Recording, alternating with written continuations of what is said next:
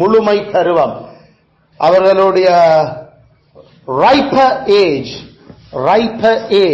RIPER, riper age, அவர்களுடைய பழுத்த, அதாவது முழுமையடைஞ்ச அந்த பருவத்துக்கான பெற்றாருடைய கடமைகளை நாங்கள் பார்க்க இருக்கிறோம். அதனால அந்த பருவத்தில் பெற்றாருக்கு அடிப்படையில் அவர்களுக்கு அந்த பருவத்தை நாம பெற்றாருடைய கடமைகளின் வகைகளாக நாம ஒன்று பிரிக்க போறோம். கைண்ட்ஸ், அடுத்தது மீன்ஸ், கருவிகள். அதில் அந்த முழுமை பருவத்தில் பெற்றாருடைய கடமைகளின் வகைகள் என்ன, அந்த கடமைகளை நிறைவேற்றத்துக்கான கருவிகள் என்ன, அதில் வகைகள், கருவிகள், கைண்ட்ஸ், அடுத்தது மீன்ஸ். அப்படி நாங்கள் அதை பிரித்து பார்க்க போறோம். அந்த வகைகள் எங்களுக்கு 2 கடமைகளாக அது பிரியுது. 2 வகை. ஒன்று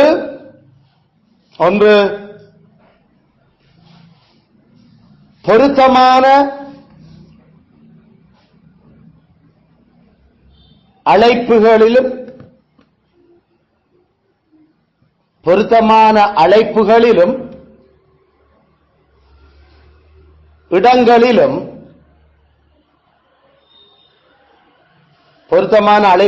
இடங்களிலும் அவர்களின் வரங்களை அப்பியாசிக்க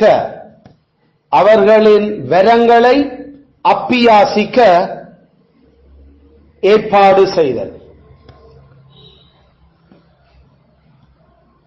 அவர்களின் வரங்களை அப்பியாசிக்க ஏற்பாடு செய்தல். 2வது வகை பொருத்தமான திருமணத்தை அவர்களுக்கு ஏற்பாடு செய்தல். பொருத்தமான திருமணத்தை அவர்களுக்கு ஏற்பாடு செய்தல். அதில் இந்த 2 கடமைகள்லாம் இந்த முழுமை பருவத்தில் பெற்றாருக்கு பிள்ளைகள் தொடர்பாக இருக்கிற 2 கடமைகள். அதுல நாங்கள் இன்றைய நாளிலும் 1வது கடமையை குறித்து சிந்திக்க இருக்கிறோம். 1வது கடமை நாங்கள் எழுதினது போல பொருத்தமான அழைப்புகளையும் நிலைமைகளையும் அவர்களுக்கு ஏற்படுத்தி கொடுத்தல். Fit calling and place. Fit calling and place. Fit calling and place.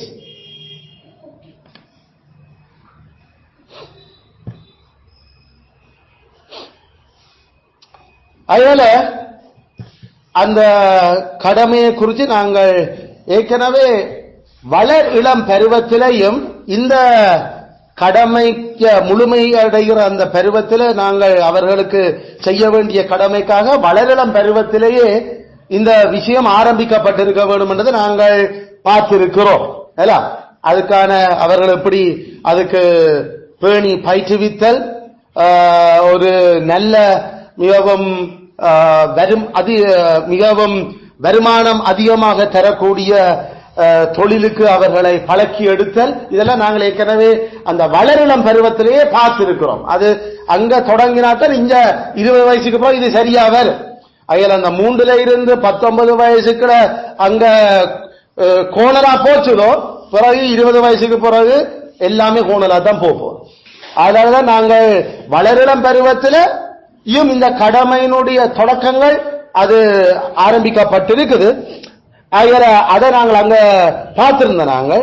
ஆனா இப்ப இங்க அவர்களோட அதுல சரியாக நாம பேணி பயிற்றுவித்திருந்தா அந்த வளரிளம் பருவத்தில் இப்ப நாங்கள் அவர்கள் முழுமை பருவம் அடைஞ்சவுடன் அவர்களுடைய அந்த பேணி பயிற்றுவித்தல்ல அவர்களுக்கு கொடுக்கப்பட்ட வரங்களும் அவர்கள் கற்றுக்கொண்ட அந்த கற்றல்களையும் அவர்கள் பிரயோகிக்கிறதுக்கான பொருத்தமான தொழிலையும் அந்த அதுக்கான இடங்களையும் நாங்கள் ஏற்படுத்தி பிள்ளைக்கு கொடுக்க வேண்டி இருக்கு.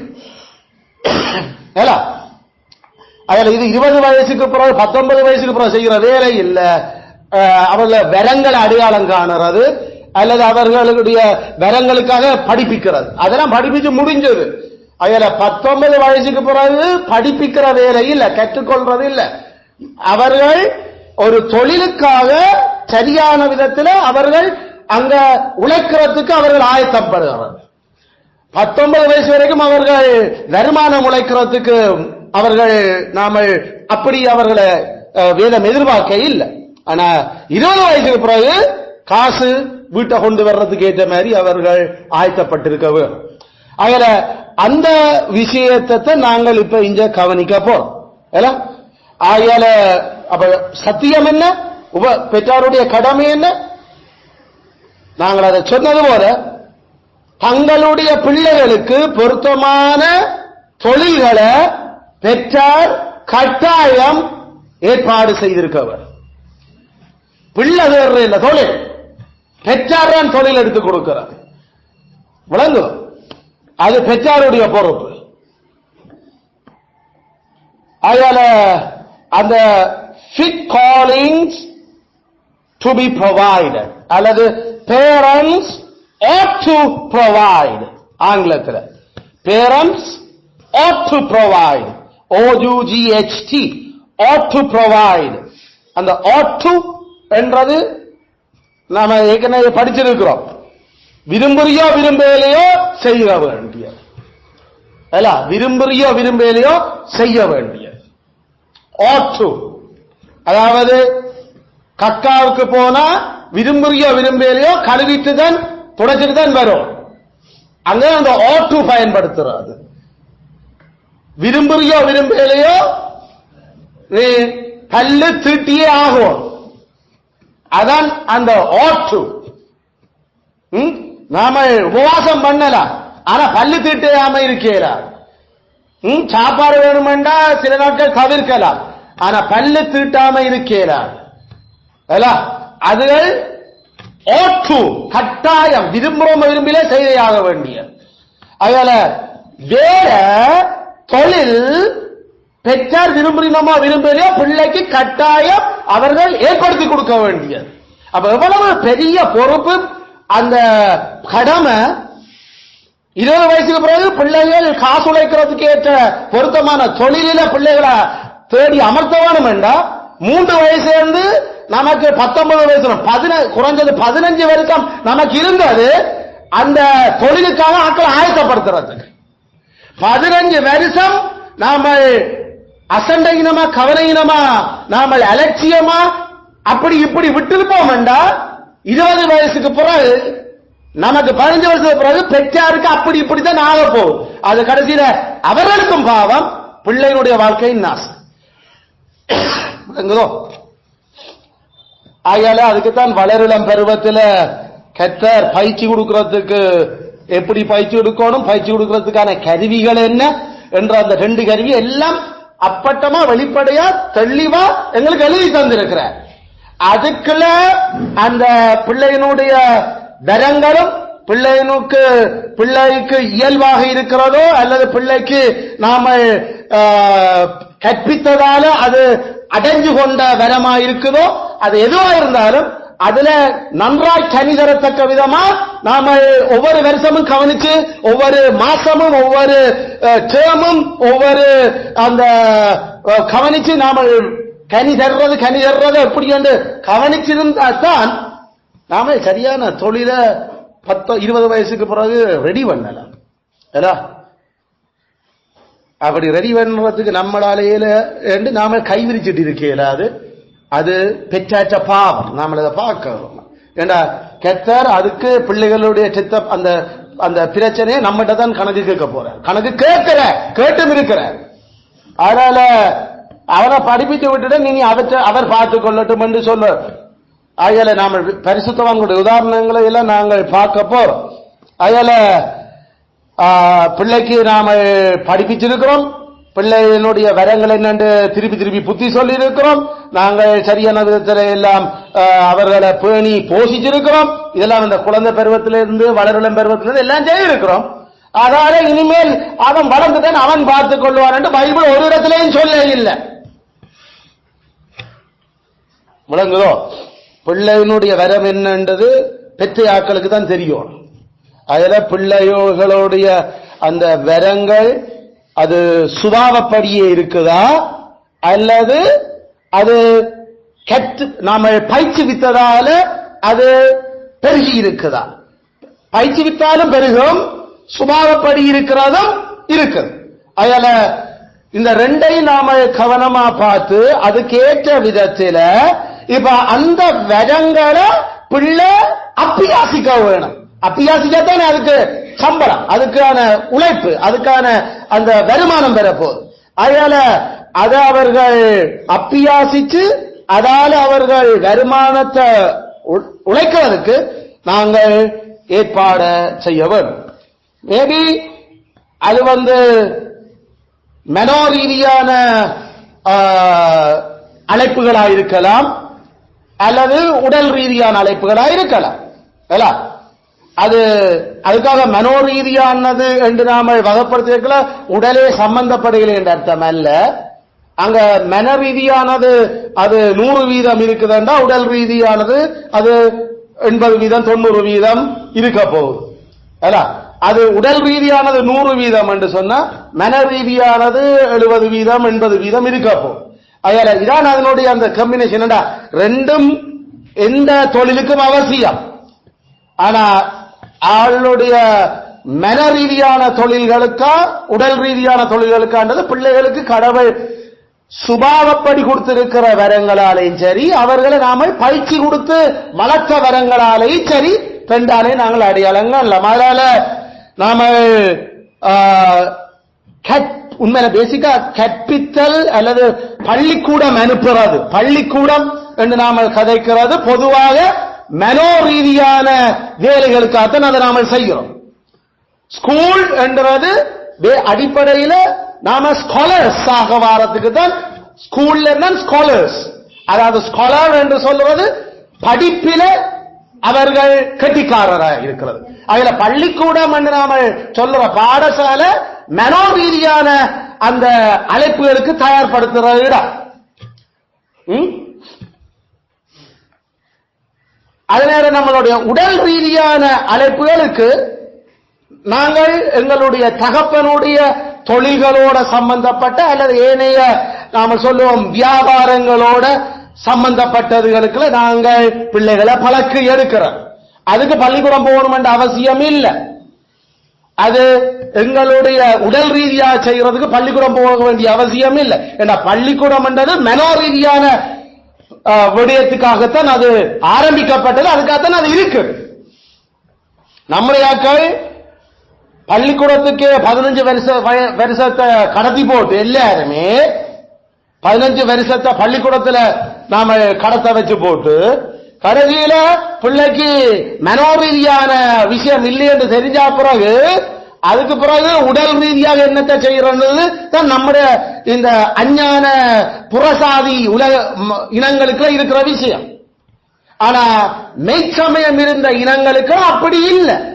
மெய்ச்சமயம் இருந்த இனம் அது எபிரே இனமோ அல்லது அது எங்களுக்கு முன்பாக புறசாதிகளா இருந்து அது முழுமையாக அந்த மெய்ச்சமயத்தை ஏற்றுக்கொண்ட நாடு ரீதியாகவே ஏற்றுக்கொண்டு வாழ்ந்த ஆங்கிலேய இனமாயிருந்தாலும் சரி, அவர்களுக்கு அவர்களுடைய நடைமுறை எல்லாரையும் பள்ளிக்கூடம் அனுப்புறது இல்லை. நாம சொன்ன மாதிரி அவர்களுடைய அந்த குழந்தை பருவத்தில் இருந்து வளருளம் பருவத்தில் ஒரு 10-12 வயசுக்குள்ள அவர்களுக்கு எழுத்தும் எண்ணும் அடிப்படையில சொல்லிக் கொடுக்குது ஆச்சு. எழுத்தும் எண்ணும் வாசிக்க எழுத அதை நாங்கள் ஏற்கனவே பார்த்தாங்க. 3 வயசுல தொடங்கிடுவோம் வாசிக்கிறதுக்கு எழுத வாசிக்க பழகிறதுக்கு சொல்ல பண்றதுக்கு. 4, 5, 6 வயசுல எழுத பழகிறதுக்கு தொடங்கிடுவோம். அது 10 வயசு வரைக்கும் பிள்ளைக்கு கதைக்க பேச எழுத வாசிக்க அடிப்படையானது எல்லாம் விழுந்துட்டு கணக்கு பார்க்க தெரியும், கூட்ட தெரியும், கழிக்க தெரியும், அடிப்படையான எண்ணும் எழுத்தும் பிள்ளைக்கு விழுந்துட்டு, அதுல திறமான வளர்ச்சிகளை கொண்டிருக்கிற பிள்ளைகளைத்தான் அவர்கள் மனோரீதியான அந்த பள்ளிக்கூட படிப்புகளுக்கு அனுப்புகிறார். அதனால 10-11க்கு 10 வயசு தாண்டினா பிறகுதான் அவர்கள் அந்த டியூட்டர் அல்லது ஸ்கூல் என்றதுக்கு அவர்கள் உபாத்தியாருக்கு அனுப்ப தொடங்குகிறார். அப்படி அனுப்பல அந்த பிள்ளை எழுத வாசிக்க தெரிகிற அதனுடைய திறனில அது சொல்ற மாதிரி 95-100 இருக்கவே. அப்படி இல்லையோ ஒரு வாத்தியாரும் பிள்ளைய படிப்பிக்க எடுக்க மாட்டேன்.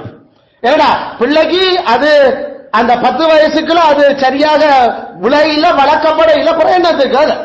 அதனால அதுல மிக திறமான அந்த 100-95 அந்த ரேஞ்சில இருக்கிற ஆட்களை தான் அவர்கள் டியூட்டர்ஸ் எடுத்தா அவர்களை முழுக்க மென்டல் ஸ்கில்ஸுக்காக அத மனோரீதியான ஸ்கில்லுக்கு பழக்கி அவர்கள் எடுத்து பிறகு ஒரு 3 வருஷத்துக்கு பிறகு அதை அவர்கள் சொல்றது கிராமர் ஸ்கூல் என்று சொல்லி அடிப்படையில் அது அவர்கள் இலக்கண பள்ளிக்கூடம் என்றுதான் அதை சொல்லுவினா. அந்த இலக்கண பள்ளிக்கூடத்தில் அந்த நாட்கள் நமக்கு தெரிகிற ஆங்கிலேய நம்மளுடைய முற்பிதாக்கள் எடுத்துக்கொண்டு அவர்களுடைய மொழி ஆங்கிலம். ஆனால் அவர்கள் ஆங்கிலம் படிக்கிறதுக்கு அங்க போறதில்லை. அவர்கள் உலக மொழியா இருந்த லத்தீன் தான் அங்க படிப்பிக்கிறார். அதனால லத்தீனுடைய மொழி அவர்கள் அவருடைய கிராமர் அதுல புத்தகங்கள் அதனுடைய முன்னைய அந்த கிளாசிக்ஸ் அதாவது நம்ம காப்பியங்கள் அதுகளை படிக்கிறது. அதே நேரம் பைபிள் அந்த மொழியான கிரீக் படிக்கிறது.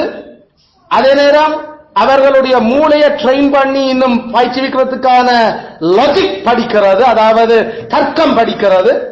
அதோட கூட அந்த கணக்க அவர்கள் பிரயோகிக்கிறதுக்கான அந்த கேத்திர கணித மற்ற அதை நாம சொல்றது ஜியோமெட்ரி. அதே நேரம் அவர்களுடைய ஏனைய வானியல் மற்றும் அந்த பிசிக்ஸ் என்று நாம கதைக்கிறது தேவையான விடயங்களை அவர்கள் அதுக்குள்ள படிப்பிக்கிறது. அதுல இங்கிலீஷ் அவர்கள் படிக்கல, தங்க சொந்த மொழியை போய் அவர்கள் அதுல படிக்கிறது இல்ல. அவர்களுக்கு அது வீட்டிலே அவங்க சொல்லிக் கொடுக்கட்டும் மிச்சம் அந்த விடயங்கள். அவர்கள் அவர்களுடைய படிச்சு அவர்கள் அடுத்தது 15 வயசுல அவர்கள் யூனிவர்சிட்டிக்குள்ள என்டர் பண்ணுறதுக்கு அவர்களை ஆயத்தப்படுத்துகிறதுக்கு அவர்கள் அங்க யூனிவர்சிட்டி போனா கட்டாயம் லத்தீன்ல அங்க அவர்கள் படிச்சு அவர்கள் அதுல எழுதி அதுல முன்னேறணும். நாம இப்ப யூனிவர்சிட்டியில இங்கிலீஷ்ல போய் அதை செய்யற மாதிரி. அதுல இதான் செட்டப். அதுல அவர்கள் அங்க போது அதுக்கு பிறகு 3 வருஷம் 4 வருஷம் யூனிவர்சிட்டி படிப்பு.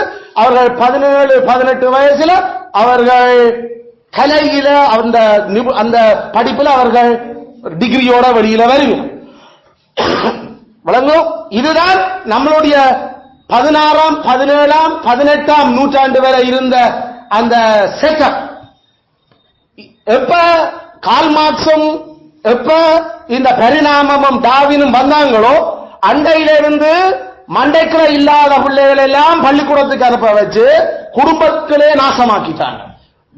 ஒரு 20 வருஷமா முழு உலகத்திலையும் பள்ளிக்கூடம் போறேன் எல்லாரையும் அனுப்பி காலமில்ல இருந்து பின்னேறம் வரைக்கும் எல்லாம் பெற்றார் கஷ்டப்பட்டும் கடைசியில ஓ லெவல்ல முக்காவாசி இல்ல ஏ லெவல்ல அதுக்களையும் தரப்படுத்தி எடுத்த அந்த மிச்சம் ஒன்றும் இல்லை. அதுக்கு பிறகு திருப்பி சின்ன பள்ளிக்கூடம் அனுப்புற மாதிரி திருப்பி அடுத்த ஒரு ஓட்டம். அதுக்கு திருப்பி அங்க போய் இங்க போய் டியூஷனை கட்டி காசை கட்டி திருப்பி படுவு. இப்ப அது படிக்கிறார் இது படிச்சு முடியே 28-29 வயசா. கல்யாணம் 30 தான். பைபிள் முறையே இது இல்ல.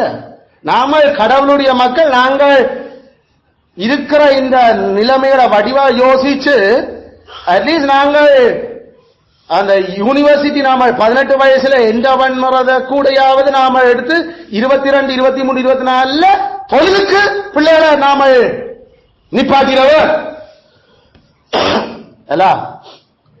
ஆனா இது எல்லாரையும் பள்ளிக்கூடம் அனுப்பி அந்த திறமான விஷயங்கள் இல்லாத ஆட்களையும் அவர் வயசு கூட அவர்களுக்கு ஏற்படக்கூடிய சில உள ரீதியான முதிர்ச்சிகள் அல்லது அவர்களுக்கு ஏற்படக்கூடிய ஏனைய தொடர்பாடல்களால எல்லாம் என்ன வளர வளர கொஞ்சம் முதிர்ச்சியும் பெறும் தானே. அப்ப அதுக்கு பிறகு படிக்க வழி கேட்டு கடைசியில ரோட்டில வேலையற்ற பட்டதாரிகள் சங்கமா எல்லாருமே இருந்து கொண்டிருக்கிறார் விஷயம். அப்ப இது இல்ல, பிள்ளைகளுக்கு தொழில் இல்ல. எல்லாரும் நினைக்கிறது யூனிவர்சிட்டி போயிட்டு நம்ம அப்ப சரி என்று அதை நம்முடைய ஆட்கள் யோசிச்சு கொண்டு இருக்கிறேன். இது இல்ல அடிப்படையில வேதம் சொல்ற முறை. ஆனா அரசாங்கம் இதெல்லாம் விளங்கி அவர்கள் தாங்கள் இதுல தலைமுறைக்கு பிரச்சனைப்பட்டுட்டோம் என்று தெரிஞ்சுதான் அவர்கள் ஸ்கில் ஒர்க் என்று சொல்லி 15 O லெவலுக்கோடைய சில விஷயங்களை ஒழுங்குபடுத்திட்டாங்க. ஏண்டா எல்லாரும் கட்டாயம் மேலே படிக்கணும் அவசியம் இல்ல. முந்தி நமக்கு 3C 4S எடுத்தா A லெவல் படிக்கல. என்னத்தை படிச்சு என்னத்தை கிழிக்கிறது? எடுத்ததே அரும்பொட்டுல 3C 4S. பள்ளிக்கூடம் என்றது அந்த டிஸ்டிங்ஷன் பாஸ்ல இருக்கிறவங்களுக்கான அடிப்படையான ஒரு மெனோ வேலை. அப்ப அதால 16ஆம் 17ஆம் 18ஆம் நூற்றாண்டுல நாம சொல்ற மறுமலர்ச்சி காலம் என்றாங்க. அங்கதான் சயின்டிஸ்ட், அங்கதான் தொழில் புரட்சி, அங்கதான் இண்டஸ்ட்ரியல் ரெவல்யூஷன், அங்கதான் எல்லாம் கண்டுபிடிக்கப்பட்டது. 20ஆம் நூற்றாண்டுல என்னத்தை கண்டுபிடிச்சது? என்ன கண்டுபிடிச்சது இந்த உலகத்துல? இந்த 21ஆம் நூற்றாண்டுல உலகத்துல என்னத்தை கண்டுபிடிச்சவங்க? ஆனா படிப்பு மட்டும் ஒவ்வொருவரும் டீப்பா படிக்கிறீனமாமம், PhD PhD செய்கிறீனமாமம். ஆனா 16ஆம் 17ஆம் 18ஆம் நூற்றாண்டுல இருந்த அதுக்கு அந்த கால் தூசு கூட இப்ப ஒரு படிப்பு மூளையும் இல்லை. ஏன்? படிக்க வேண்டிய ஆட்கள் மட்டும் படிக்கல. எல்லாரையும் சேர்ந்து கும்பலோட கோவிந்தாண்டு பள்ளிக்கூடம் அனுப்பி நாசமாக்கி உலகத்தை ஆண்டவர் அதை பார்த்து அவர் சிரிக்கிறார். அவன் தன் வழியின் பலனை புசிப்பான். புசியுங்களா? புசியுங்க. அதனால இதான் நம்மளுடைய ஸ்டைல். நாங்களும் அப்படித்தான் இதன்றோம். அதாவது நாங்கள் இந்த சத்தியத்தை பிள்ளைகள்ல நாங்கள் பெற்றாருக்கு நாமல் அதுதான் கொடுக்கிறோம். ஏன்னா இது அஞ்ஞான தமிழ் உலகத்துல இந்த சத்தியங்கள் ஒரு ஒரு துண்டு கூட இல்லை. அவர்களுடைய யோசனை எல்லாம் வேற விதம். அவர்கள் ஏன் படிக்கிறோம் என்றது கூட வேற யோசனை. அதனால நாங்கள் 100 மார்க்ஸ் எடுக்காம வந்தா ஏன் என்றுதான் கேட்கிறோம். 100 நாங்கள் 95 94 என்றாலும் நாங்கள் எங்கடா 4 மார்க்ஸ் 5 மார்க்ஸ் தான் கேட்கிறோம். ஏன்? ஆண்டவர் எதிர்பார்க்கிறார் ஒரு தாரந்து தந்தாலும் அதை 2 ஆக்கி இருக்கணும், டபுள் அது 100 ஆக்கி இருக்கணும். அவ்வளவுதான். உனக்கு இருக்கிற ஒரு தாரந்தோ உனக்கு 1 2 3 அந்த விரம் தான் இருக்குதோ அந்த பாடத்திலேயே 100 வரணும். படிக்கிறது 10 பாடம் ஒன்றிலையும் 100 இல்லையென்றா என்ன கிழிக்கிறோம்? அங்க ஆண்டவற்ற அந்த உவமை, ஆண்டவற்ற அந்த பேட்டர்ன் உடவடு ஒன்றுல கூட 95க்கு மேல இல்லையென்றா அப்ப என்ன எதில கரம் இருக்குது? என்ன 75 எடுத்ததோ கனவே இங்க போனா நானும் ஓனஸ்தான். ஐயோ, கடவுளுடைய ஸ்டாண்டர்ட் தான் எங்களோட ஸ்டாண்டர்ட். இந்த அஞ்ஞானர்கள் வச்ச ஸ்டாண்டர்ட் இல்ல. 75 மார்க்ஸ் எடுத்தா ஏ. ஆண்டவர் 75 மார்க்ஸ் எடுத்தவன சோம்பேறியும் பொல்லாதவனுமான ஊழியக்காரன் தான் கதைக்கிறேன். 75 எடுத்தா 100 இதான் பெரோயாவிலையும் ஸ்டாண்டர்ட். இதுல இருந்து குறைய குறைய குறைய அந்த பிள்ளைகளுடைய எதிர்காலம் இருண்டதாத்தான் இருக்கும். கட்டாயம் ஒரு வெளிச்சம் இருக்காது. அதனால பெற்றார் சரியா மண்டைக்குள்ள வைங்க. நான் சொல்றத சட்டியா கவஸ்தப்படுவியல், சட்டியா பிரச்சனைப்படுவோம் நாம. பிள்ளைகள் மண்டைக்குள்ள வை. 20 வயசுக்கு பிறகு சட்டியா கவலைப்படு. சரியா உனக்கு 7 வயசுக்கு பிறகு என்ன செய்யறது? நீ அந்த ஏசா கண்ணியோட தேடியும் கண்டடையாமல் போன மாதிரி தான் இருக்கும். ஏண்டா அந்த 15 வருஷ காலம் முடிஞ்சு. அதுக்கு பிறகு வேலை மாறி சம்பளம் குறைவு, குறைஞ்ச சம்பளம் காசு முடிஞ்சது. இதுதான் வாழ்க்கை. அப்பா அம்மாருக்கு தெரியும் இந்த விஷயங்கள். அதனால அந்த 15 வருஷத்துக்கு 3 வயசுல இருந்து 19 18 வயசு வரைக்கும் பிள்ளைய மண்ட மூளை இருக்குதா, மூளை இருக்கோ நமக்கு வழியா தெரியாது. ஆனா ஆண்டதுல எல்லா பிள்ளைகளையும் தந்த சாயல்ல படைச்சிருக்கிறபடியா ஏதோ ஒரு தாளந்தாவது இருக்குமண்ட. அந்த தாளந்துகளையாவது கண்டுபிடிச்சு டெவலப் பண்றதுக்கு நாங்க அதுல 100 வேணும். எல்லாம் 85 80 90 இதெல்லாம் ஒரு மார்க்ஸ், இதெல்லாம் ஒரு மார்க்ஸ். இது இல்ல. அதனால பிள்ளையினுடைய வரம் எதுல இருக்குன்னு டிசைட் பண்ணலாம மார்க்ஸில் போகுனா என்ன நடக்குது? ஒரு டேர்ம் இப்படி, அடுத்த டேர்ம் இப்படி, அடுத்த டேர்ம் இது என்ன ஒரு நிலை இல்லாத தத்தளிப்பா போவேக்கல மார்க்ஸுகள். அப்ப பெற்றாரும் அப்ப பெற்றாச்சா பிள்ளை அடிப்படையில் பெற்றார் தங்களோட கடமையை சரியா பிள்ளையில செய்யல. பிள்ளையில இல்ல பிள்ளை பைத்தியத்தோட பிறந்திருக்குது, பிள்ளை பொல்லாப்பா பிறந்திருக்கு, சுத்து மாத்து எல்லாம் இருக்கு ஏற்கனவே படிச்சுட்டோம். அப்ப ஆற்ற பிள்ளை இது பெற்றாற்ற பிள்ளை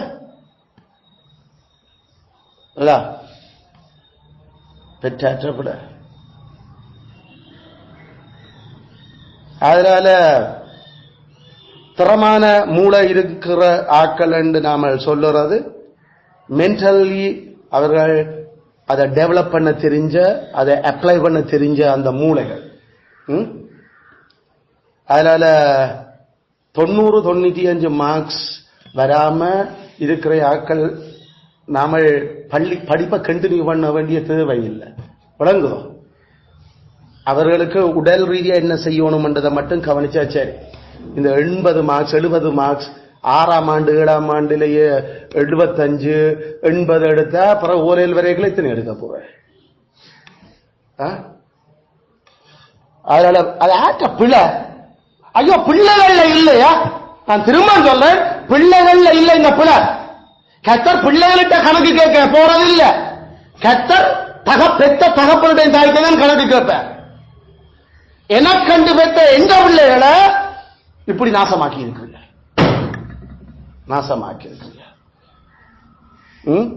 அவனுக்கு பொருத்தமான தொழிலை கண்டு தீர்மானிக்கிறதுக்கே தடுமாறுறோம்டா. அப்ப நமக்கு நம்மள பிரச்சனை. அதுக்கு தந்த கஜினிகள் சரியா பயன்படுத்தல. அதுல ஒன்று அவர்கள் டிவினிட்டி இறையியல் படிக்கிறதுண்டா, தியாலஜி படிக்கிறதுண்டா, லா படிக்கிறதுண்டா, பிசிக்ஸ் படிக்கிறது என்று சொன்னார். அவர்கள் கெமிஸ்ட் படிக்கிறது என்று சொன்னார். அவர்கள் ஜியாலஜி படிக்கிறது என்று சொன்னார். அவர்கள் பயாலஜி படிக்கிறது என்று சொன்னார். இதெல்லாம் அந்த மூளையோட மன ரீதியான படிப்புகள், மூளை டெவலப் பண்ணப்பட வேண்டிய படிப்புகள். இந்த படிப்புகளை நாம சரியா செய்யறதுக்கு மார்க்ஸ் நாம சொல்றோம். கடவுளை எதிர்பார்க்கிறோம் 100 சரி. அதுல இருந்தா நம்மட பாவங்களால ஒரு 2 3 4 5 மார்க்ஸ் குறைஞ்சாலும் சரி, ஒரு 95 அட்லீஸ்ட் 90க்கு மேல. அப்படி இல்லையண்டா அப்பாட தொழிலுக்கு பிள்ளைய ட்ரெயின் பண்ண தொடங்கிறோம். அப்பாட தொழிலுக்கு ட்ரேட் அந்த வியாபாரத்துக்கு அந்த வணிகத்துக்கு பிள்ளைகளை ட்ரெயின் பண்ணுகிறோம். என்னடா அவர்களுக்கு பேசிக்கான கூட்டங்களித்தல் பெருக்கல் விரித்தெல்லாம் படிப்பிச்சாச்சு. அதனால காணும் அவடம். அதுக்கு பிறகு அவர்கள் அந்த தொழிலை செய்து வரைக்கல சில வேளையில் அவரோட முதிர்ச்சி வரைக்கும் அவர்களுக்கு சில வேளையில் கடவுள் கிருபையா இருந்து அந்த தொழிலை இன்னும் எப்படி திறம்பட செய்யலாம் என்றது வேணுமென்று அவர்கள் வளர்ந்து அவர்கள் சில அந்த தொழிலினுடைய தொழிலாள அவர்கள் கற்றுக்கொள்ளட்டும். மற்றபடி பள்ளிக்கூடம் போய் உட்கார்ந்து படிச்சு ஆன்றோர் சபையில இருக்க வேண்டிய அவசியம் இல்லை. அவர் சான்றோர் சபையில இருக்க வேண்டிய அவசியம் இல்லை. ஏன்னா பிள்ளையினுடைய வருமானமும் அது கடவுள் தந்த வரத்தை பயன்படுத்துதான் எங்களுக்கு அவசியம். ஆப்கோர்ஸ் அதுல அவர்களுடைய உழைப்புகள் குறையத்தான் இருக்க போகுது. அவர்களுடைய வருமானங்கள் குறையத்தான் இருக்கும். ஏனண்டா எங்க மூளை கூட இருக்குதோ அங்கதான் வருமானம் கூட இருக்கு. மூளை குறைவாக இருந்தா வருமானம் கூட. நம்ம டீச்சர் மேலாம் கனவேற்ற சம்பளங்கள் அப்ப இருந்ததெல்லாம் சரியான சம்பளம் குறைவு. என்னடா டீச்சரா வந்த ஆட்களுக்கு உண்மையில மூளை இல்ல, நம்முடைய ஆட்கள் இல்ல. விளங்குதோம். படிச்சது அரும்போட்டுல பாஸ் பண்ணி உள்ளுக்கு போற ஆட்கள் டீச்சர் மேல் கனவே. அதனால அவரோட சம்பளம் அப்படி அரசாங்கத்திட்டதான் அதுகளையும் நம்பிக்கொண்டிருக்கிறார். ஒழுங்கா மூளை இருக்கிற ஆட்கள் அதை நாம சொல்றது ப்ரொஃபசர்ஸ் என்று சொல்லி, ப்ரொஃபசர் பேராசான்கள் அவங்கெல்லாம் மூளையான ஆட்கள். அவங்களாம் அடிப்படையில் டீச்சிங் அது நமக்கு தெரியும் தானே, தெரியுதானே நம்ம பிள்ளைகளை கொண்டு போடுற டீச்சர்மாருடைய லெவலுகள் என்ன. செஞ்சோன்சிலையும் சுண்டுக்குழியிலையும். அதனால நாங்கள் இந்த டீச்சர் மாஸ்டர் உடனே நல்லா தெரியும் என்ன. அதனால கவனம், நாங்கள் அந்த ட்ரேடுல பிள்ளைகளை பழக்க வேணும். அதனால எப்படி ட்ரேட்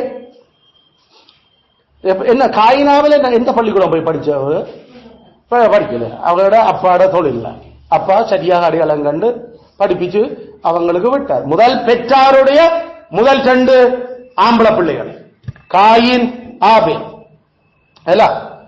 அதுல ஆதியாகமம் 4:2 அவர்களை பொருத்தமான அழைப்புகளில பொருத்தமான இடத்துல தகப்பனும் தாயும் வச்சாங்க.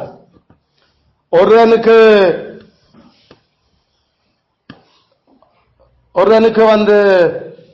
மந்தைகளோட மந்த மேய்ப்புகளோட சம்பந்தப்பட்ட அழைப்பு, இன்னொரு ஆளுக்கு பயிர்களோட சம்பந்தப்பட்ட அழைப்பு.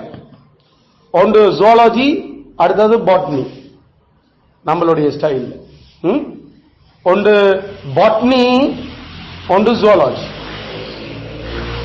ஒன்று மிருகங்களோட சம்பந்தப்பட்ட மிருகம். நாம திரிகிற நம்ம காலத்தில் இருக்கிற மாடு மேய்ச்சி ஆடு மேய்ச்சி திரிஞ்ச விளையாட்டு இல்ல. அந்த தொழில் பைபிளிலேயே உயர்ந்த தொழிலாகத்தான் எங்களுக்கு முன்னுக்கு வைக்கப்படுது. ஏனென்றா அந்த அந்த மந்த வளர்ப்பினுடைய முழு அறிவும் அவங்களுக்கு அந்த ஸ்கில் இருந்தது படிக்க ஆவேனுக்கு. அதனால ஆடுகளுடைய வகைகள், ஆடுகளினுடைய அந்த தோல்கள், அதனுடைய நான் சொன்ன மாதிரி அதுகளை வெட்டி மேஞ்சி பிரிச்சு அதுகளுக்கு சாப்பாட வேண்டிய சாப்பாட்டு முறைகள், அதுகளுடைய நோய்களுக்கான காரணங்களை கண்டுபிடித்தல், இதெல்லாம் சேர்ந்து மந்த வளர்ப்பு கதைக்கிறோம். ஆபேல் ஆட்டுக்கு நோய் வந்தோம் ஓடி போய் டாக்டரை பார்க்க போவேல, அது ஆபேல் செய்தது. விளங்குதோம். அதுல நாம இங்க கதைக்கிறது இப்ப 10 மாடு வளர்த்து கொண்டிருக்கிறார், 20 ஆடு நிக்கிற இந்த விளையாட்டை நாங்க கதைக்கிறோம். அவங்களுக்கு அந்த அதை பற்றிய ஃபுல் ஸ்டடி அது அவர்களுக்கு இருந்த ஸ்கில் சுபாவப்படியே கடவுளை கொடுத்திருந்தவர். அது நேரம் ஆபேல் தேவவர்த்தியான மனுஷன். அதனால அவன் தேவனுடைய படைப்பிலிருந்து அதுகளை அவதானித்து படித்து கொண்டான். சயின்ஸ் என்று நாம சொல்லுறது அவதானிச்சு அதுல இருக்கிற உண்மைய பிடித்துக் கொள்றது. அந்த உண்மைய குறிப்பிட்ட நிபந்தனைகளுக்குள்ள வேலை செய்யறாண்டு அப்ளை பண்ணி பார்க்கிறது. ஓகே, வேலை செய்து அப்ப இதே எல்லா ஆட்டுக்கும் இப்படிப்பட்ட சூழ்நிலை வந்து நாம செய்யறோம் என்று முடிவுக்கு வர, அதுக்கு பேர் சயின்ஸ். அதனால அவர் மந்தமே காயின் பயிர்களோட வெள்ளை தாக்கத்துக்கு என்ன செய்யணும் என்று ஓடி போய் அக்ரிகல்ச்சர் சயின்டிஸ்ட் காயின் கேட்க இல்ல. காயினுக்கு தெரிஞ்சிருந்தது என்ன செய்யணும் விளங்கு. அதுல நாங்கள் இங்க கெமிஸ்ட்ரி பாட்னி எல்லாம் சேர்ந்த ஒரு படிப்பு, பயிர்களோட சம்பந்தப்பட்ட நிலம், ஜியாலஜி, எந்த நிலத்துல எது வளரும், எந்த மண்ணில எது வளரும் என்று அதுல எல்லாம் அவனுக்கு விளங்கி இருந்தார் காயினுக்கு. இதெல்லாத்தையும் பார்த்தாங்க. தகப்பந்தாயும் உனக்கு நிலம், நிலத்தோட சம்பந்தப்பட்ட வளர்ப்புகள் இருந்த இங்காலையும் நிலம் தான், ஆனா இது ஆடுகள் மாடுகள் அதுகளோட சம்பந்தப்பட்ட ஒரு விஷயம். அதுல 2 பேருக்கும் 2 பொருத்தமான அந்த அழைப்புக்களை நிலைக்களை வச்சாங்க. விளங்குதோ? அதுல ஏசா யாக்கோபு அடுத்த ஆக்கள் ஈசாக்கு கொண்டு வச்சது. ஒருவனுக்கு அவனுக்கு ஃபீல்டு அவனுக்கு வெளி அல்லது வயல்கள் அல்லது காடு அல்லது அந்த வெளியின் மிருகங்களோட நாம சொல்ல அவர் காடு மற்றது வனம் இதுகளோட நல்ல அந்த விருப்பமும் அதுக்கான ஆற்றல்களும் இருந்தது. அல்ல வெளியின் மிருகங்கள் என்று ஆண்ட கேட்கல அது சிங்கம் புலி கரடி நாம் சொல்ற காடுகள் வனங்களோட சம்பந்தப்பட்ட அந்த வெளி. அது நேரம் வெளியினுடைய பலன்கள் என்று நாம கேட்கல ஓப்பன் அந்த மெடோ அந்த பெற்றும் ஒரு ஏக்கர் கணக்குகள்ல பெரும் நிலப்பரப்பில பயணம் செய்யறதுக்கும் பிடிக்கிறதுக்கும் வேட்டையாடுறதுக்கும் அதுகளை எப்படி கையாளுறதுக்கு திறமான அப்ப அதுலயும் அவங்க எப்படி அதுகளை டீல் பண்றது ஏசாவுக்கு நல்லா தெரிஞ்சிருந்தது. ஆனா யாக்கோபுக்கு அவர் கூடாரத்துக்குள்ள அவர் வெளிக்கு போறதை விட அவருக்கு வீடோட சம்பந்தப்பட்டிருக்கிற விஷயங்களோடையும் அவர் அப்ப நாம சொல்லும் அது வீட்டு மிருகங்கள் வீட்டு கிட்ட அது இருக்கிறதுகளை நாம யாக்கோபுக்கு கூட அவருக்கு அதனுடைய சுபாவப்படியோ அல்லது அவர் கற்றுக்கொண்டது இருந்தது. அதனால தகப்பன் ஒருவன அவன் வனம் வெளி இதுகளோட சம்பந்தப்படுத்தி ஆள வேலையில நிப்பாட்டான். மற்ற படியான வீட்டோட வீட்டுக்குள்ள இருக்கிற அது நாட்டு மிருகங்களோட சம்பந்தப்படுத்தி அவனை பழக்கி இருந்தான். நாட்டு மிருகம் அதனால நான் போய் மாமனாற்ற நாட்டு மிருகங்களை எல்லாம் பழக்க தெரிஞ்சது யாருக்கு? யாக்கோபுக்கு. அதுல அவன் கூடாரவாசி என்று நாம சொல்ற அந்த சொல்லு அது ஒப்பிடு அவன் ஏசா மேன் ஆஃப் ஃபீல்டு. அப்ப Jacob was a man of tent. அப்ப அங்க ஃபீல்டும் டென்டும் வெளியும் வீடும் அது அந்த கன்ட்ராஸ்ட் அந்த வேறுபாடு காட்டப்படைகளப்ப தெரியுது. அப்ப வெளியின் மிருகங்களும் அது நேரம் நாட்டு மிருகங்கள் காட்டு மிருகங்களும் நாட்டு மிருகங்களும் நாட்டோட சம்பந்தப்பட்டிருக்கிற ஆட்சிகளும் அதோடையும் காட்டோடையும் அது நேரம் அந்த பெரும் பலங்கள் அதிகமாக வித்தியாசமா பிரயோகிக்கப்பட வேண்டிய அதுகளையும் ஏசா பழக்கப்பட்டிருந்தான். நாம நினைக்க கூடாது அவன் போய் ஓடி போய் கோவணம் கட்டி கொண்டு வேட்டையாடிட்டு வந்தான் என்று. உண்மையில தொடக்க மனுஷர்கள் நம்மளை விட சரியான மூளையும் இன்னும் பாவம் அப்பதான் பிரவேசிச்சது.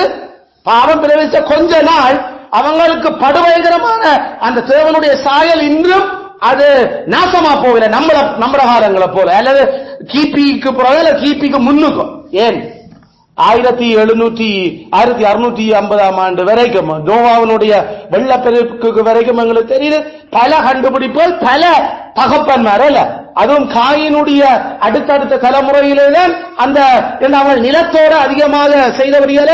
அப்ப நிலத்துக்குள்ள இருந்து இரும்பு நிலத்துக்குள்ள இருந்து வெள்ளி அதாவது எப்படி இன்ஸ்ட்ருமெண்ட்ஸ் எப்படி இயந்திரங்கள் எப்படி செய்கிறது இதெல்லாம் அந்த நிலத்தோட சம்பந்தப்பட்ட ஜியாலஜியோட காயின் சந்ததியிலிருந்து வெளியில வந்தது.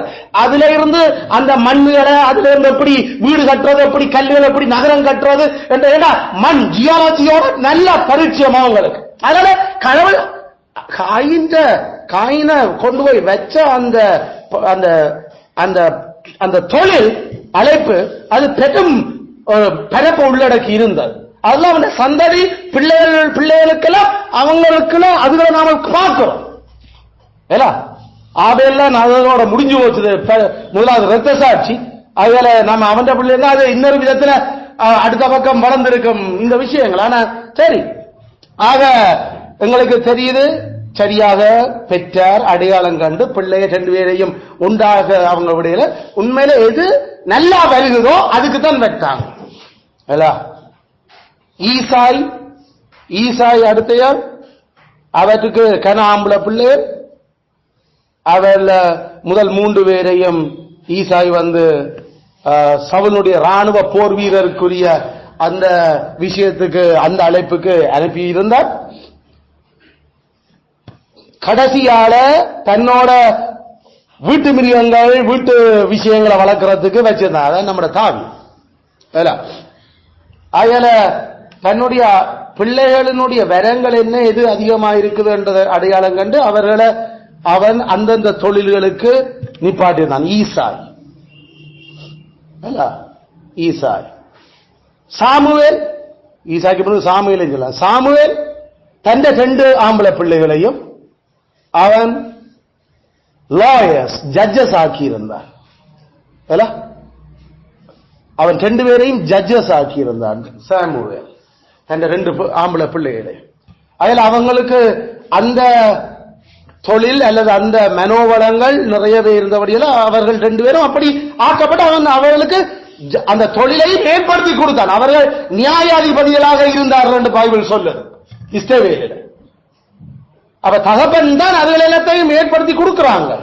அப்பாட பொறுப்பு இது முக்கியமா. ஆனா படிப்பிச்சு விடுறதாட்ட பொறுப்பு அம்மாட. அந்த 13 இருந்து அம்மா கோட்டை விட்டா முடிஞ்சு போச்சு எல்லாம்.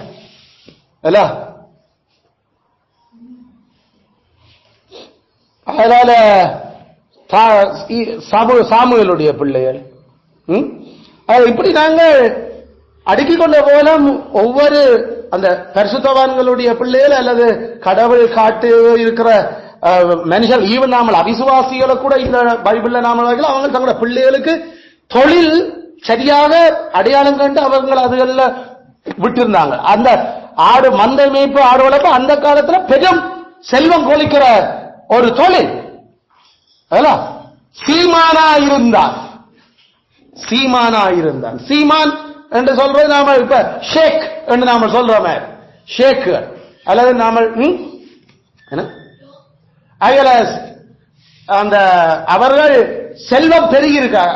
ஆட்டு மந்த மாட்டு மந்த ஒட்டகம் அதுகளண்டா ஜோபு கிழக்கத்தி புத்திரர்கள் ஆம்பல் சீமான். அப்ப ஜோதி பாருங்க, அது சும்மா அற்ப வருமானம் இல்ல, நிறைய மிகவும் உயர்ந்த வருமானம் கொண்டு வர்ற தொழில்கள் அது.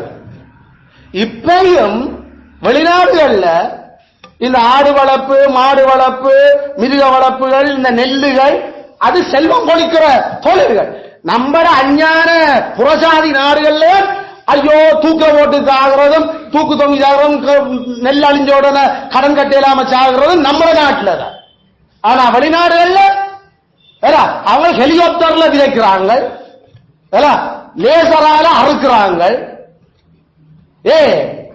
வேதத்தை சாட்சியாக மற்ற அடித்தளமாக கொண்டு கட்டப்பட்ட முழு நாடா கட்டப்பட்ட நாடுகள் அது. அதனால அவங்க டெக்னாலஜிய முழுமையா இதுக்கு பயன்படுத்துறாங்க. அவங்க நம்மள மாரி போய் முக்கி முக்கி மூச்சு பிடிச்சு கொண்டு 18ஆம் இறங்கிய வரையில அவங்க ஆக்சிஜனை சிலிண்டரை மடிச்சு போட்டு போய் இறங்கி போட்டு லேசா கடல் தொழில செய்து போட்டு வந்து வித்தில் போட்டு போறாங்க. அதுல நம்மட நாடுகள்ல அவரோட மூளைக்கேற்ற மாதிரியே கடவுள் விட்டு விட்டு இருக்கார். போ இங்க அது கடிக்குது இது கடிக்குது இது குத்திட்டு அது குத்தி அவங்க திமிங்கலங்கள் சாக்களோட அவங்க வேலை செய்து அதுகளோட விளையாடி கொண்டு திரிகிறாங்க. இங்க ஒரு முயல் வருவதனாலே பெரிய பிரச்சனை நமக்கு. பாதுகாப்பு தெரியாது, என்ன செய்யறது தெரியாது. அஞ்ஞான இனம், வேதத்தால ஆளப்படாத இலங்கை கிழக்கத்தி நாடுகள், இந்த கீழத்தைய நாடுகள் இன்னும் விக்கிரகாராதன பெருகி போய் கிடக்கிறார். அதனால ஆண்டவர் அந்த அறிவு குறைவிலே அப்படியே விட்ட சயின்டிஸ்ட் என்று நாம படிக்கிறவன் எல்லாம் அதனுடைய ஸ்தாபர்களே எல்லாருமே வேதத்தை நம்பின கிறிஸ்தவர்கள். எந்த எந்த கீழத்தைய நாடுல பெரிய சயின்டிஸ்ட் இருந்தவன் நீங்க நாம சொல்ல போறோம் ஒரு தினம் ஆண்டவர் அத இவர்களுக்கு கொடுக்க ஆக கிறிஸ்தவர்களுக்கு தான் தோணாத வைத்திருக்கிறார். அதுல நாங்கள் அதுகளை விளங்கி அதுகளை படிச்சு அதுல செய்யறதுக்கு பெற்றார். நாங்கள் இந்த இப்படிப்பட்ட அந்த யோசனைகளோட எங்களுடைய ஆண்டவர் படைப்ப ஆளுவத்துக்கு தான் எங்களை படைச்சு விட்டு இருக்கிறார். அவர் சகலவற்றையும் ஆண்டு கொள்ளுங்கள் என்று சொன்னார். ஆண்டு கொள்ள கடலையும் ஆள் என்று அவர் சொன்னவர். இது கடலுக்குள்ள போய் இருந்தா அது கடிச்சு சுனை என்று சொன்னாச்சு. அதனால பெரிய பிரச்சனை நமக்கு. ஐயோ அது என்ன இதண்டி ஐயோ இது இது இது எவ்வளவு ஒரு முட்டாள் மொக்கு இனங்களாக்காமல் இருக்கிறோம். ஏன் வேதத்தை தெரியல, வேதம் தெரிஞ்ச நாங்களாவது இப்பயாவது சரியா பிள்ளைகளை சரியாப்படுத்தி வளர்த்திரோம். எல்லாம் அங்குதலேயே எவ்வளவு நாமல் அடிபடுறோம், எவ்வளவு பிரச்சனையா கிடக்குது. ஒவ்வொரு டேர்மும் ஒவ்வொரு மந்த்லி மாசத்துக்கும் எவ்வளவு நெஞ்சு வெடிக்குது நமக்கு. ஏன்னா ஒரு இருந்து செய்ய வேண்டியதுக்குள்ளே நாம பிள்ளைகளை சரியா கவனிக்கிறது இல்லை, கவனிக்கல. நமக்கே சீ என்று போகுது. எனக்கு கடவுளுக்கு எப்படி சீ என்று போகும் இதுகளை. அவர் எவ்வளவு உதாரணங்களை எப்படி தேவபக்தியான மனுஷர்களை எல்லாம் வச்சு வச்சு உதாரணம் காட்டி எல்லாம் செய்து இவ்வளவு உயர்த்தி உயர்த்தி அவர் மேன்மைப்படுத்தி வச்சிருந்தா, அவர் மெய்ஞானத்தை தனக்கு பயப்படுறோன்னு கிடந்தான் வச்சிருக்கிறார். ஞானிங்க ஞானி, அவர் தான் ஞானம் என்று இப்படி எவ்வளவு உலகத்திற்கு உள்ள உலகத்தை விட பிரபஞ்சத்துக்கு மேலாயிருக்கிற அவரே எங்களுக்கு ஞானம் தர்றதுக்கெல்லாம் ரெடியா இருக்கிறார் என்று சொல்லி வழிகளையும் சொல்லி இருந்தா, நாம தமாத்துண்டு 12, 13, 14 வயசு பிள்ளைகளுக்கு மார்க்ஸ் எடுக்க வைக்காம நாம மொழிகிறோம். அதுல கஷ்டம் நாம பிரியாசப்படுவோம். கண்ணுக்களை எண்ண விட்டு நாம சொல்ற மாதிரி ஒரு மரத்தை வச்சா, ஒரு கோழி குஞ்சு வச்சா அடகாத்து வெளியில இறக்கி கோழிய காகம் தூக்குமா, பறந்து வருமா, அது வளரும் வரைக்கும் அதுக்கு அந்த ஊசி மருந்து போடணுமா, ஊசி கொண்டு போடணுமா, எவ்வளவு கண்ணும் கருத்துமா. ஐயா அது மட்டும் பிள்ளைகளும், அது மட்டும் பிள்ளைகளும் ஒவ்வொரு ஏன் அது நொண்டுது, ஏன் இது ஒரு மாதிரி சோர்ந்து நிக்குது, ஏன் இந்த குஞ்சு மட்டும் தனிச்சு போய் நிக்குது, ஏன் கொத்துதுகள் இதுகள், அதுக்கு என்ன பார்த்து பார்த்து ஒவ்வொரு பிள்ளையையும் அதனுடைய ஒவ்வொன்றையும் நாம கண்ணுக்கு எண்ண விட்டு வளர்க்க வேணும் என்றால் சரியாக இந்த அழைப்புக்கு முழுமை பருவத்தில் பிள்ளைகளை நாம ஒரு சரியான அழைப்பில நல்ல வருமானம் கொண்டு வரத்தக்க அழைப்பில நிப்பாட்டலாம்.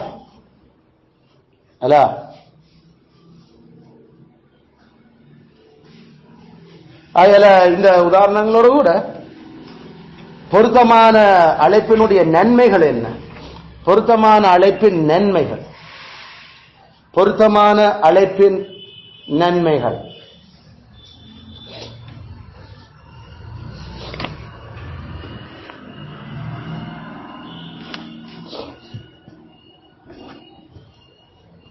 முதலாவது, பெற்றோருடைய ஏற்பாட்டினாலும்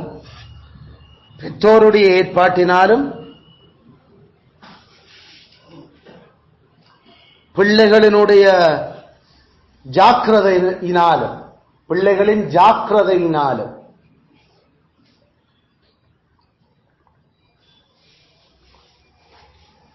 சம்பாதித்துக் கொண்ட வரங்களை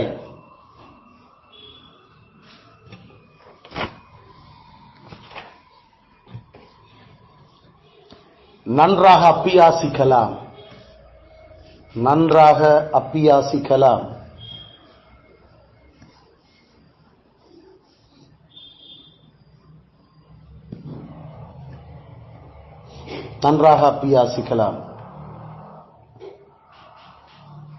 அப்படி இல்லாட்டி என்ன நடக்கும்? பெற்றார் இவ்வளவு கவனமா ஏற்பாடு செய்து கொடுத்த அந்த கற்பித்தல்களும் பிள்ளைகள் தாங்களும் சரியான ஜாக்கிரதையா இருந்து கற்றுக்கொண்ட அந்த வரங்களும் கெதியண்டு இல்லாம போகும். அவ்வளவு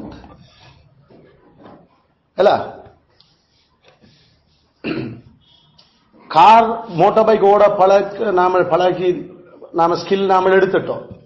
லைசன்ஸ் ஸ்கில் எல்லாம் ஓடி அந்த ஸ்கில் அந்த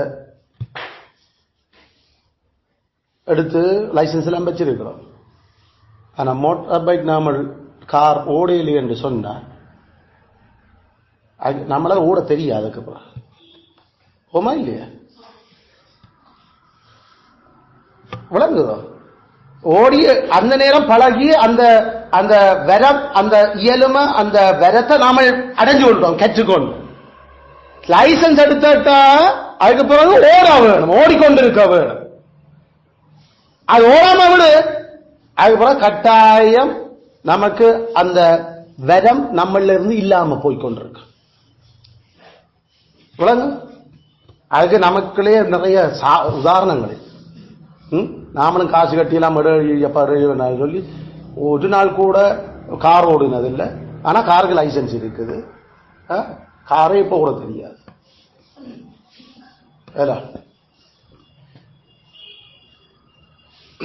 கச்சக்கிசம் பிள்ளைகளுக்கு படிப்பிச்சுட்டு முதல் 10 சொல்லி கொடுத்து 50 தாண்டிட்டு போறோம். இங்க 10 கிட்ட பிள்ளைக்கு தெரியாது. என்னத்தை நாம விளங்குறோம்? நாம அடைஞ்சு கொண்ட விடங்கள் அது பொருத்தமான விதத்துல அப்பியாசு காட்டி அந்த வரங்கள் நம்மளை விட்டு இல்லாமலா, வரங்கள் நம்மளை விட்டு எடுபடும். விளங்கு. பெருக்கல் வாய்ப்பாடு பாடமாக்குறோம். பிள்ளைகள்கிட்ட கேட்டா 3 வயசு 4 வயசுல 8 4 5 வயசுலயே 8 9 வாய்ப்பாடு வரைக்கும் கட்ட கட்ட கட்டன்னு சொல்லிட்டு, அப்பா இந்த பிள்ளை தெரியும் 4 வயசுலேயே தெரியும்னு ஒரு 3 மாசம் விட்டு போட்டு திருப்பிக்கள் 4ஆம் வாய்ப்பாடு சொல்ல தெரியாது பிள்ளைக்கு. அது அப்பியாசிக்கல பிள்ளை, அப்பியாசிக்கல. குக்கரி கிளாஸுக்கு போய் நல்லா பழகிட்டு வந்து கேக் அங்க நல்லா அடிச்சாரு, அதோட தான் கேக் அடிச்சாரு. பிறகு 1 வருஷமா கேக்கே அடிக்கல. பிறகு அந்த கொப்பிய பார்த்து அடிப்போம் வலிக்கிட்டா வருமா? அது அங்க அடிச்ச கேக்கும் இப்ப அடிக்கிற கேக்கும் வேற மாதிரி இருக்கு. நாம அடைஞ்சு கொண்ட விதங்கள் எவ்வளவு ஜாக்கிரதையா நாம அதுகள் பழகினாங்க, எவ்வளவு ஜாக்கிரதையா நாம ட்ரையல் காட்டினாங்க, எவ்வளவு ஜாக்கிரதையா மைன்யூட்டா பதங்கள் எல்லாம் பார்த்து நாம அதுக்கு 100 மார்க்ஸ் எடுத்த நாங்கள். ஆனா அந்த விதங்களை நாங்கள் அப்பியாசி காட்டி தொடர்ச்சியா soon it will be lost. அது ஆண்டவர் சொல்ற, நீ சரியா பயன்படுத்தாட்டி உனக்கு என்னதுக்கடா வேற உள்ளதையும் எடுத்துருவன் என்ற. அதான் இயேசு கிறிஸ்துவனுடைய அந்த ஒரு தாளந்து கொடுத்தவன் அதை பயன்படுத்தல. ஆண்டவர் தாளந்து இன்னும் பயன்படுத்தல, இப்ப என்னத்துக்கு உனக்கு அந்த வேற? அதனால அதை he takes away. அதான் பவுல் அப்போஸ்தலன் தீமோத்தேயுக்கு உண்ட வரங்களை தட்டி நீ எழுப்புறதுக்கு கவனமாயிருந்தவள். வரங்கள் நம்மளை விட்டு போ, எங்களுக்கு ஆண்டதார இயலுமைகள் சரியாக பயன்பாட்டில் இல்லையென்றா அது கொஞ்சம் கொஞ்சமா கொஞ்ச நாள்ல இல்லாம போகும். அயல இவ்வளவு ஜாக்கிரதையா இவ்வளவு கஷ்டப்பட்டு இவ்வளவு நாம வளர்த்து இப்படி வேண்டி பிள்ளைக்கு சரியான தொழிலை நாம ஏற்படுத்தி கொடுக்காட்டி அயல சரியான பொருத்தமான தொழில் ஏன் அவசியம்? பெற்றார் ஏற்படுத்தி கொடுத்த பிள்ளை தானம் சரியா ஜாக்கிரதையா கற்றுக்கொண்ட அந்த வரங்களை அது அப்பியாசிக்கிறதுக்கு அது பொருத்தமாக இருக்க வேணும். அதனால வேலை தேவை. இரண்டாவது காரணம், இரண்டாவது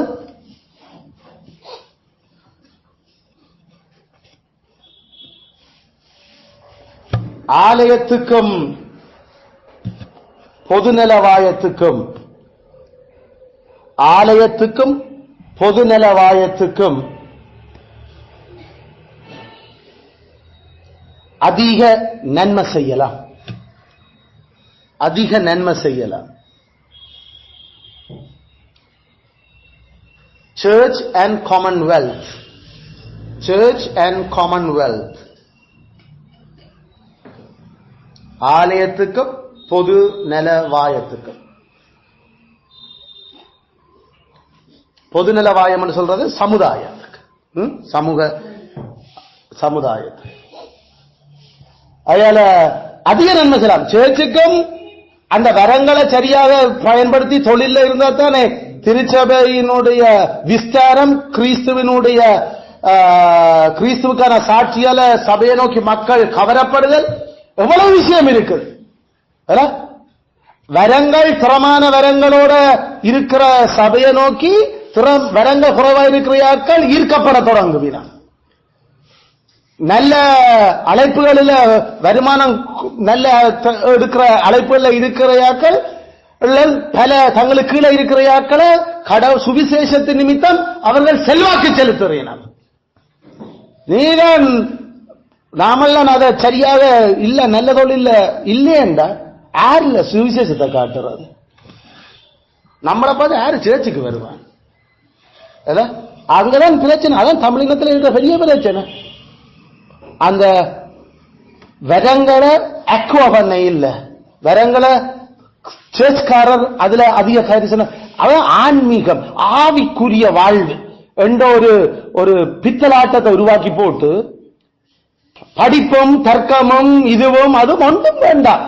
ஐயோ படிப்பு மாதிரி பைபிளை பார்க்க கூடாது, அது ஒரு ஆவியானவர் சொல்லுற புத்தகம் என்ற ஒரு விதமான விசத்தனத்தால் தான் உருவாக்கப்பட்ட அந்த நம்மட தமிழினத்துக்களை 1960-70 நான் சொல்ற பெண்டிகோஸ் கரிஸ்மேட்டிக் பைபிளையே அப்படி துறந்து பார்க்கிறது, மூடுறது, ஆண்டரை வெளிப்படுத்தும் என்று கேட்கிறது. இது இல்ல பைபிளை படிக்கிற முறை. அந்த ஆட்களுக்கு என்னென்று கடவுளுடைய படைப்பை ஆள்றதுக்கு கடவுள் திறந்து காட்ட போற கடைசியில ஆவி ஆவி ஆவி என்று பரிசுத்தாவிக்கு எதிராக பரிசுத்தாவை துக்கப்படுத்தினான் இல்ல. அதனால கர்த்தர் ஸ்தோத்திரம். தேவனுடைய ராஜ்யம் அறிவோடு சம்பந்தப்பட்டது. அறிவு அறிவு அது மெய்யான அறிவோட சம்பந்தப்பட்டது. Real knowledge. என்னதை பற்றி ரியல்? The real world. உண்மையான உலகத்தை பற்றிய சரியான அறிவு, உண்மையான கடவுளை பற்றிய மெய் அறிவு, உண்மையாக மனிதரை பற்றிய மெய் அறிவு. இதுகளை பற்றிய மெய் அறிவோடு இருக்கிறது தான் உண்மையான அறிவை தவிர அதுகளை பற்றிய ஒன்றும் தெரியாது. பைபிள மட்டும், பைபிள்லையும் அந்த அந்த அந்த வசனம் தான், வேற அதுக்குள்ள என்ன இருக்க ஒரு கோளாறையும் தெரியாது. எடுத்தோன்னா ஒரு வசனம் கான்டெக்ஸ்டே தெரியாது, வசனம் சொல்றாரு. அப்படிதான் கணவர் அதான் படிப்பன்னு நினைச்சிட்டு அப்படித்தான் அவரோட பள்ளி அப்படி படிச்ச அப்படி சபைகளை ஒரு நாளும் பள்ளிக்கூடம் ஒழுங்கா படிச்ச ஆக்கள இல்ல, பள்ளிக்கூடத்தை ஒரு படிப்பும் ஒழுங்கா செய்த ஆக்கள் இல்ல. அவர்கள் சான்றோர் இல்ல, ஒழுங்கா அந்த இன்டலெக்சுவல் லெவல் இல்லை ஆக்கள், அவர் சேர்ச்ச நடத்தின ஆக்கள்.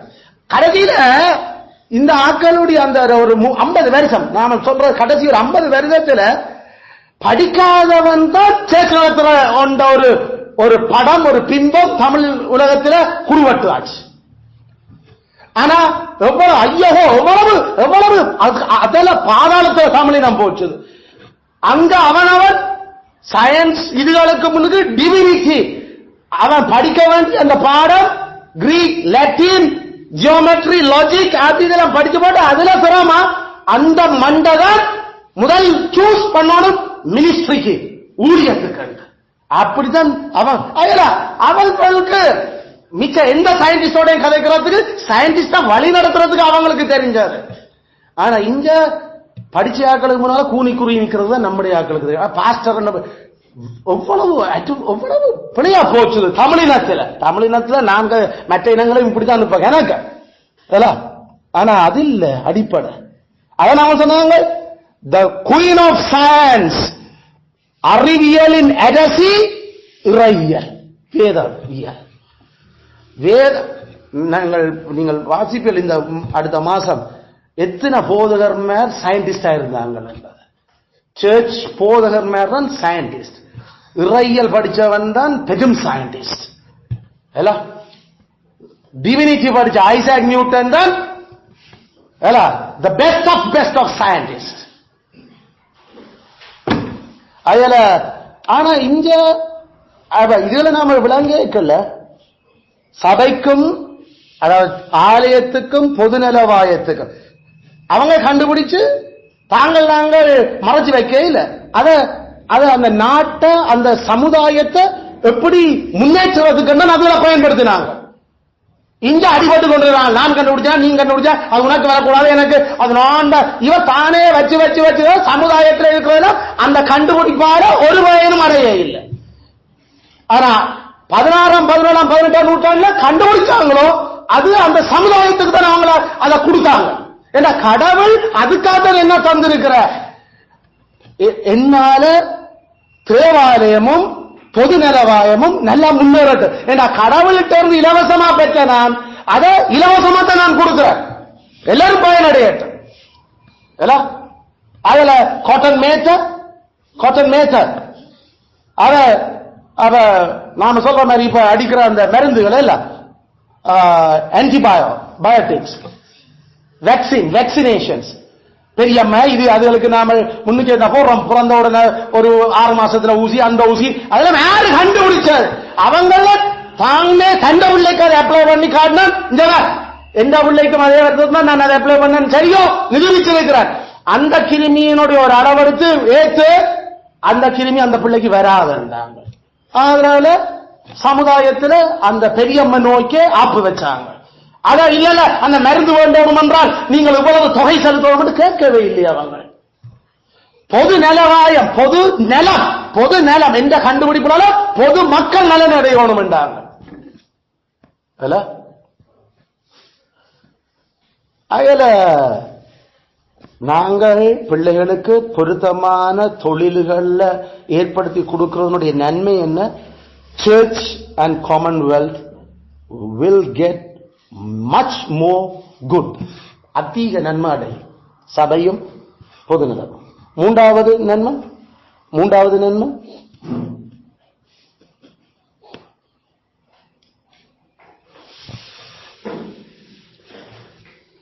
பிள்ளைகள்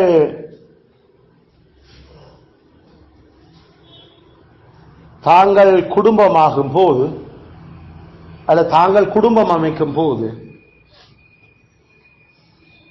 பிள்ளைகள் தாங்கள் குடும்பம் அமைக்கும் போது மற்றவர்களுக்கு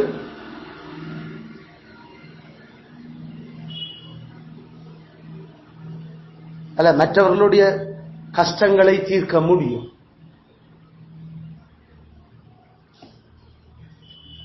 மற்றவர்களுடைய கஷ்டங்களை தீர்க்க முடியும்.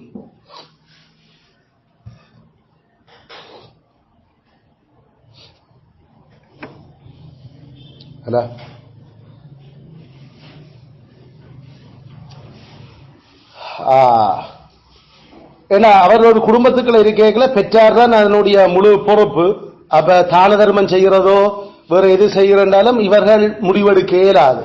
அவர்கள் அந்த வேலைக்குள்ள அவர்களை கொண்டு பெற்றார் விட்டுக்கல அந்த வேலையிலிருந்து அவர் உழைச்சு கொண்டு வாரதெல்லாம் வீட்டுக்கு தான் வந்து சேரும். அப்ப அந்த வீட்டுக்கு வாரதுல தகப்பன் தாய் தான் முடிவு பண்றது.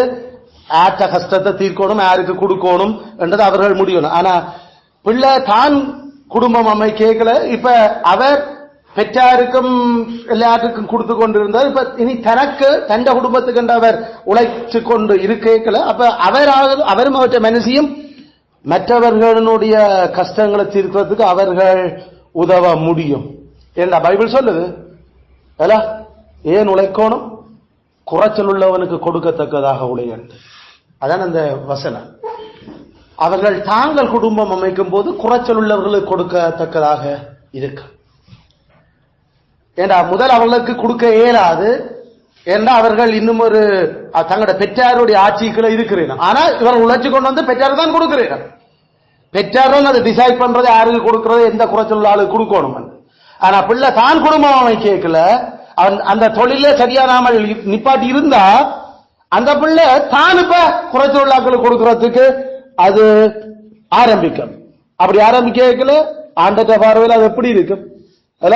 ஒரு கொர்னேலியஸ் மாதிரி அவன் அநேக தான தர்மங்களை செய்து வந்தான். கர்த்தர் அவனோட கதைக்கிறதுக்கு தூதனை அனுப்பினார். அவன் மிகுந்த தான தர்மங்களை செய்தான். அல்லது அந்த 100க்கு அதிபதி மாதிரி அவன் நமக்கென்று ஒரு திருச்சபைய ஜபாலயத்தை கட்டி தந்தவன். ஆண்டவரே அவன் பிள்ளைக்கு நாம் உதவி செய்யணும் என்று அங்க இருக்கிறவங்க கேட்டாங்க. அதனால இந்த அழிஞ்சு போகிற உலக பொருட்களால நண்பர்களை சம்பாதிக்கிறதுக்கும் அவர்களுடைய குறைகளை தீர்க்கிறதுக்கும் நம்மளுடைய பிள்ளைகளுக்கு பொருத்தமான தொழில் அது அவசியமா இருக்கு. தொழில் சரியா இருந்தா தான தர்மம் நல்லா போகும். தான தர்மம் நல்லா போனா கர்த்தர் நமக்கு கடனாளி இல்ல, நம்மட வீட்டுக்கு அவர் தஞ்ச ஆசிரமத்தை கொட்டுவார். ஆமென். அப்ப விளங்குது, இந்த லாஜிக் விளங்குது. ஏழைகளுடைய கூக்குறலுக்கு செவி கொடாதவன் என்ன நோக்கி கூப்பிட நான் செவி கொடுக்க மாட்டேன். அப்ப ஏழைகள கூக்குறலுக்கு செவி கொடுக்கணும். பிள்ளை அந்த ஆளு என்ன செய்யணும்? ஏழைகளை கூக்குறல நிவர்த்தி செய்யறதுக்கு ஏதுவா இருக்கணும். நிவர்த்தி செய்ய ஏதுவா இருக்கணும். என்ன செய்திருக்கணும்? சரியான தொழில உள்ள இருக்கணும். சரியான தொழில இருந்தா தானே நிவர்த்தி செய்யலாம். நிவர்த்தி செய்தாத்தானே நீ சபிக்கல கடவுள் உனக்கு நிவர்த்தி செய்வ. எப்படி லாஜிக் இதுல இருக்குது?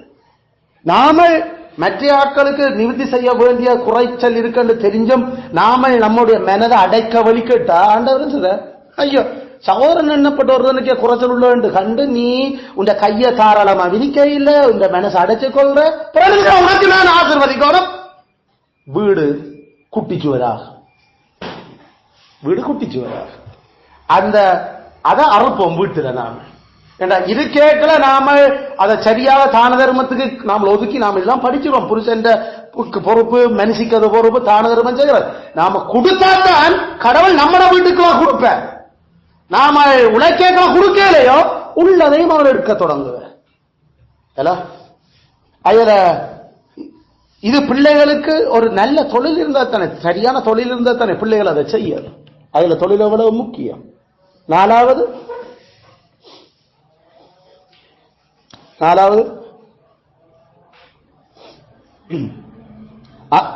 பிள்ளைகள்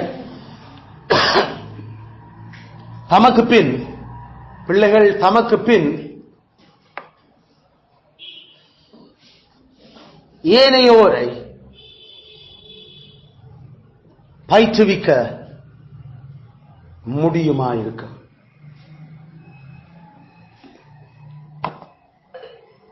பிள்ளைகள் தமக்கு பின் ஏனையோரை பயிற்றுவிக்க முடியுமாயிருக்க.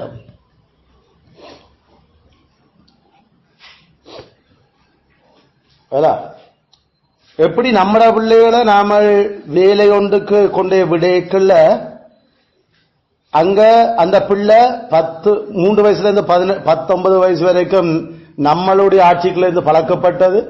பிறகு 20 வயசுல அந்த குறிப்பிட்ட வேலை கண்டு போக வலிக்கிறீங்களா, வேலை கண்டு போக வைக்கல. உண்மையில நாம அதை சொல்றது பொதுவாக அதை ட்ரைனிங் பீரியட் தான் சொல்லுவோம். தொடக்கத்துக்கு போன கையோட வேலைக்கு போன உடனே தூக்கி அள்ளி சம்பளம் தர போறது இல்லை. என்ன நாம ட்ரேட் அங்கதான் பழக போறோம், அல்லது நாம அங்கதான் அதை அப்ளை பண்ண போறோம். அப்ப நம்மள அந்த பொறுப்பாக முதலாளி நமக்கு ஒரு சின்ன கொஞ்சம் காசு இருந்தா நம்மளை பழக்கி எடுப்பான். அப்ப அப்படி பழக்கி எடுத்து 1 வருஷம் 2 வருஷம் அல்லது நாம சொல்ல நாம வேலைக்கு சேரேக்கல உங்களுக்கு 6 மாசத்துக்கு இவ்வளவுதான் சம்பளம், இதுக்கு கன்ஃபர்மேஷன் வந்தா தான் அதுக்கு பிறகுதான் உங்களுக்கு சம்பளம் கூட்டுவோம் தான் சொல்லுவாங்க. ஏன்னா முதல்ல அந்த 6 மாசத்துக்குள்ள அந்த வேலையை பழகிறதுக்கு முடிஞ்சு அதால அந்த முதலாளிக்கு பிரயோசனமா இருக்கிறோமாண்டவன் பார்க்கிறான். அப்படி ஓமண்டா தான் 6 மாசத்துக்கு பிறகு கன்ஃபார்ம் பண்ணுவான். இல்லாட்டி ஐயா வேண்டாம், உங்களால பிரயோசனம் எங்களுக்கு குறையோ, அதனால நாங்கள் சம்பளம் தெரியலாதுன்னு சொல்லிடுறோம். அப்ப நாமளும் வேலைக்கு போறோம், வேலைக்கு நாம பிள்ளைகளுக்கு எடுத்து கொடுக்கல உடனடியா கை நிறைய காசு கொண்டு வர போறோம் என்ற ஜோதிடம். கை நிறைய காசு கொண்டு வரக்கூடிய ஒரு தொழிலுக்கு தான் நாம பாடுபடுறோம். ஆனாலும் முதல் பீரியட் அது ட்ரைனிங் தான், ட்ரைனிங் பீரியட் தான். அப்ப சில வழியில போக்குவரத்து செலவும் சாப்பாட்டு செலவு தான் சில வழியில வருவாங்க. அதோட சேர்த்து சரி உங்களுக்கு ஒரு கொஞ்சம் காசு சேரலாம். ஆனா அதுக்கு பேர் சம்பளம் இல்லை, ஸ்டைபன் என்று நாம சொல்றோம். அந்த ஸ்டைபன் தந்து அதை நாம ட்ரெயின் பண்ணி எங்களை எடுத்து, அப்படி ஒரு ஆள் இருந்தபடியத்தானே எங்கட பிள்ளைகளை கொண்டு விட்டு நாம ட்ரெயின் பண்ணி எடுத்த நாம. அதே போல எங்கட பிள்ளைகள் இப்ப தாங்களே தொழில் செய்ய தொடங்கிக்கல நல்ல விதத்துல.